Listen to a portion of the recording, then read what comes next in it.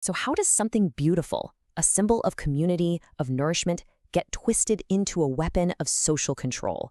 That's what we're diving into today. We're going to look at the story of Arreqqana, a society whose deepest beliefs were basically turned against them.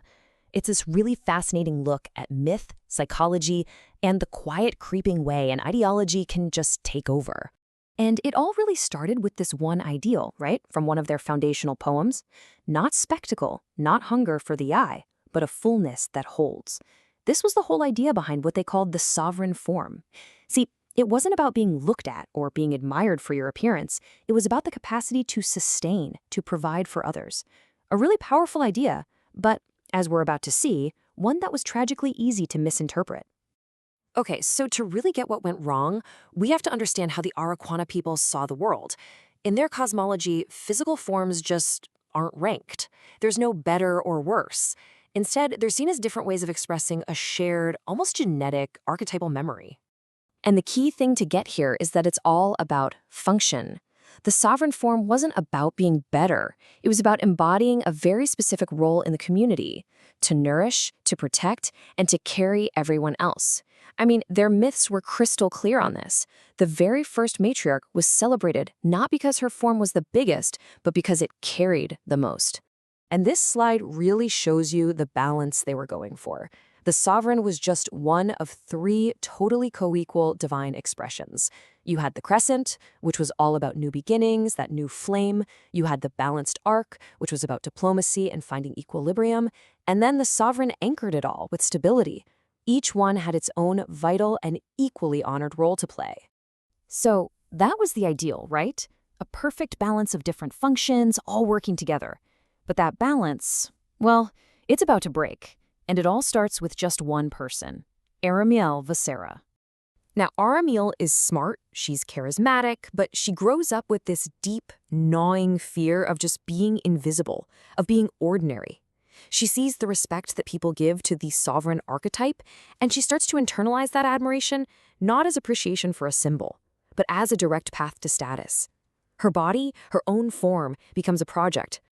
And this right here, this is the exact moment where the entire story just pivots. The culture taught her to ask, how do I stand? What is my function? But her own insecurity totally reframed that question into, how do I compare?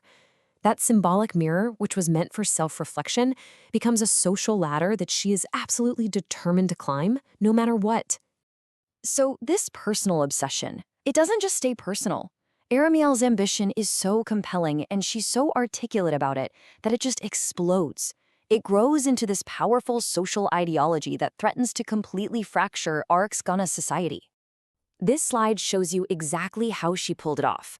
On the left, you've got the original teaching. On the right, her distortion.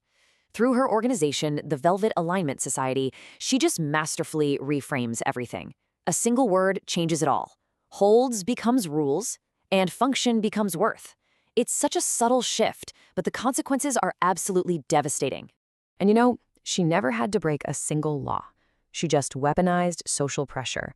Her strategy was brilliant, and it was insidious. First, visual absolutism. She made sure only sovereign statues were being displayed. Then came the subtle rituals, like encouraging people to bow, which creates this visible hierarchy. And finally, she engineered a shame cycle, labeling all other forms as an incomplete flame. And this was her dangerously articulate justification for it all. She presented this new social ladder not as a power grab, but as restoring a natural, beautiful, and harmonious order. And honestly, it was a message that a lot of people found very, very seductive. Now, an ideology this powerful doesn't go unchallenged. As the Velvet Dominion's influence starts to spread, you start to see Arreqqana's society just crack along these newly invented lines. Resistance started to pop up on two main fronts. You had the Crescent Continuum, led by this amazing scholar, Rhea Senelier.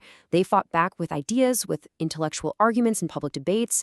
At the same time, you had the Kesor Accord, which represented the balanced faction, and they pushed for actual policy changes to try and curb the Dominion's growing influence. The whole conflict really comes to a head at the National Matriarch Festival. The crowd itself is this perfect picture of the division she's created. All her followers are on one side, and the resistance is on the other.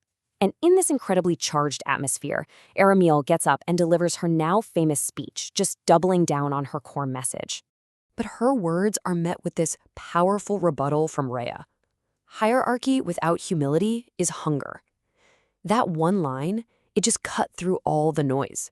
It spread like wildfire across the country because it perfectly captured the true danger of Aramelle's ideology, and it was what finally forced the temple authorities to step in. So this huge public outcry leads to a formal hearing. And this isn't just about one woman on trial. This is an entire ideology, which has taken deep root in their culture, being put on trial. The trial itself plays out in these 4 clear stages. You've got the charge, the mountain of damning evidence, but then you get to the crucial moment, the confession. When they ask her why she never corrected people who called sovereign bodies superior, Aramielle just admits it, because it benefited the message. And the entire room goes still. The cold, hard calculation behind her whole movement is just laid bare for everyone to see.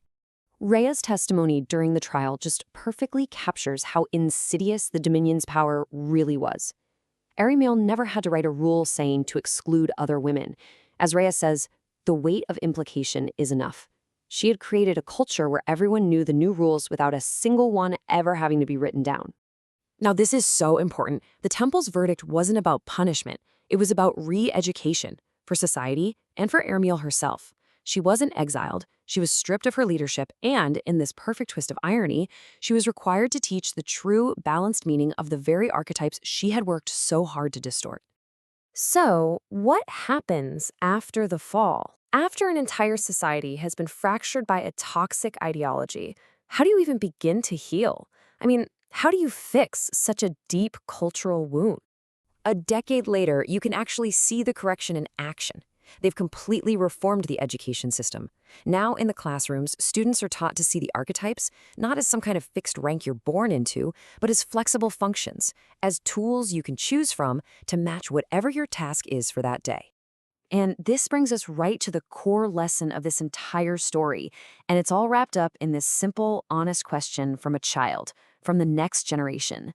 After everything her society went through, she asks the one question that started all the trouble in the first place. And the teacher's answer is it's the perfect distillation of the original Arreqqa philosophy. It's not about which form is best, it's about which form best serves the need at hand. Your value is determined by what you do, by your conduct, not by the shape of your body. And this leaves us with a final, pretty provocative thought.